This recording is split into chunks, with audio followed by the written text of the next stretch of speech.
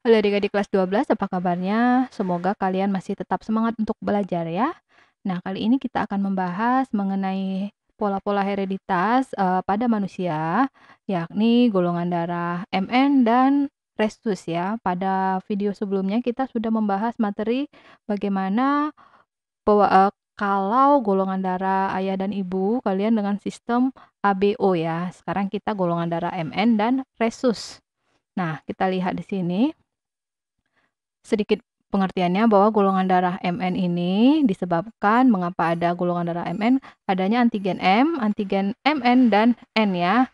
Antigen tersebut tidak membentuk zat anti sebenarnya ya atau aglutinin adik-adik jika nanti ditransfusikan ke golongan darah lainnya yang kebetulan sama. Jadi dengan kata lain jika golongan darah M ditransfusikan ke golongan darah MN itu tidak menimbulkan gangguan kalau pada manusia.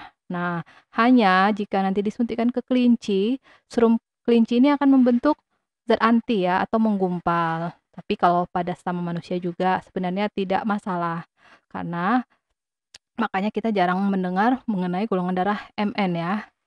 Oke, di sini kita lihat fenotipnya. Golongan darah M, N, dan MN. Genotip dari M adalah IM, IM. Golongan darah N adalah IN, IN. Oke, seperti ini. MN adalah IM dan IN untuk genotip.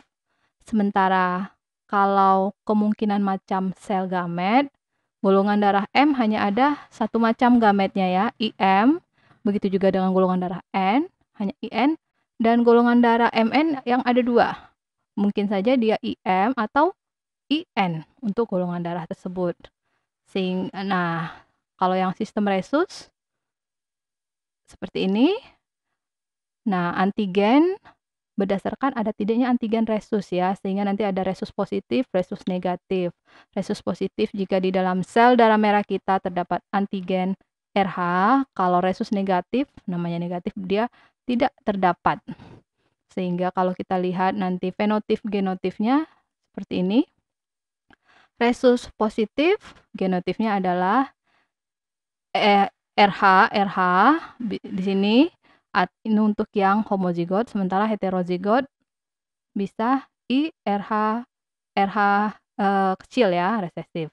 Dan untuk rhesus negatif, RH-RH yang kecil. Dan macam gametnya, kalau rhesus positif ada dua, seperti ini. Sementara rhesus negatif hanya ada satu. Nah, nanti kita lihat kemungkinan jika terjadi perkawinan antara wanita dan pria ya.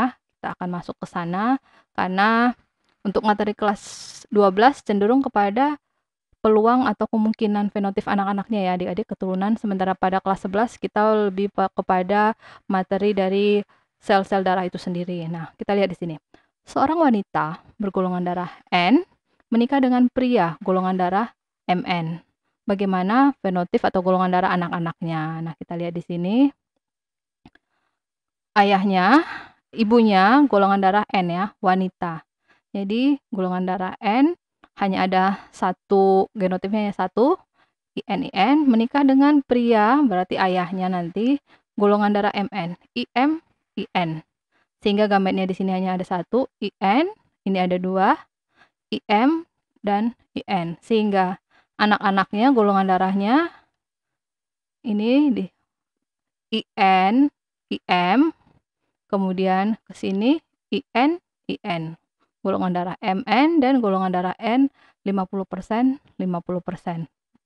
Sampai di sini paham ya adik-adik, sangat gampang untuk golongan darah MN.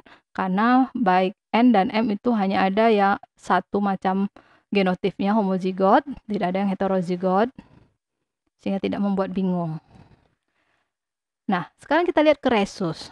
Contohnya, seorang wanita bergolongan darah RH plus, tapi dia heterozigot, menikah dengan pria golongan darah RH min, tentukan golongan darah anak-anaknya. Nah, kita lihat katanya seorang wanita, ini ibunya RH plus positif ya, heterozigot. Berarti RH besar, RH kecil. Karena ada juga yang homozigot RH. Kalau homozigot nanti seperti ini ya. RH. Nah, besar-besar semua. Tapi dia adalah yang heterozigot. Menikah dengan pria golongan darah RH-, hanya ada RH kecil, RH kecil.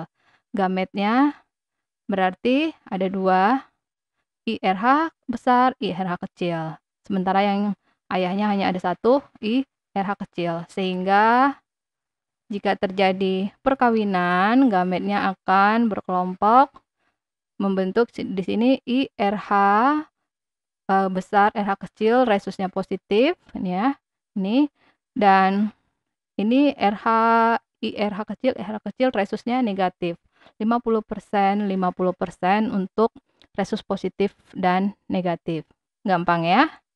Sekarang kita lihat bagaimana jika digabungkan antara golongan darah ABO dan resus. Nah, contohnya seperti ini. Seorang pria golongan darah A,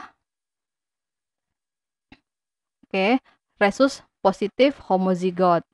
A-nya yang heterozigot ya adik-adik. Menikah dengan wanita golongan darah B, homozigot, B-nya homozigot tapi RH minus. RH min ya. Tentukan golongan darah anak-anaknya. Nah, kita tulis dulu parentalnya, orang tuanya.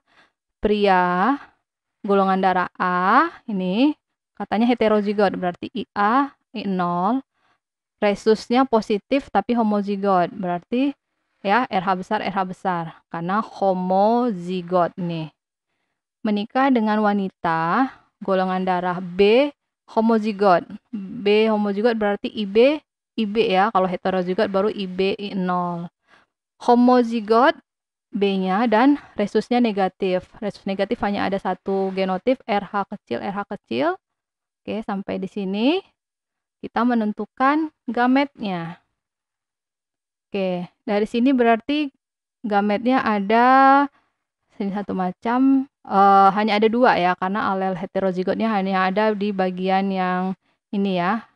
Yang ini kan homozigot. Berarti IA RH, kemudian IO, I0 dengan RH yang ini. Ini untuk gametnya. Hanya ada 2 karena 2 pangkat 1 ya. Jadi hanya 2 gamet terbentuk. Sementara ini kita lihat alel heterozigotnya 0 ya. Berarti 2 pangkat 0 kan 2 pangkat N, 2 pangkat 0 sama dengan 1. Berarti gametnya hanya ada 1 yaitu IB, IRH. Oke.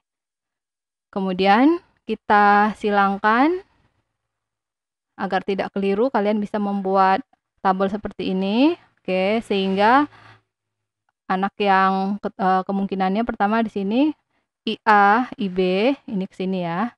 RH besar, RH kecil. Ini golongan darahnya adalah AB ya, AB. Ini. Kemudian di sini adalah RH plus, tapi dia heterozigot. Kemudian I0, IB, ini IB I0, RH besar, RH kecil. RH besar, RH kecil. Berarti golongan darahnya B dan RH plus ya. Ya, ini ya. Kalau ini tadi RH plus juga sama, semua dua-duanya RH plus. Sementara golongan darahnya tadi AB dan B. Oke, 50%, 50% kemungkinan golongan darah anak-anaknya ya. AB banding B sama dengan 1:1 atau 50% masing-masingnya. 50%. Oke. Kalau ada pertanyaan, kalian masih bingung, silakan kalian tulis dalam bentuk di kolom komentar ya adik-adik pertanyaan kalian, dan kita bertemu pada materi selanjutnya. Salam.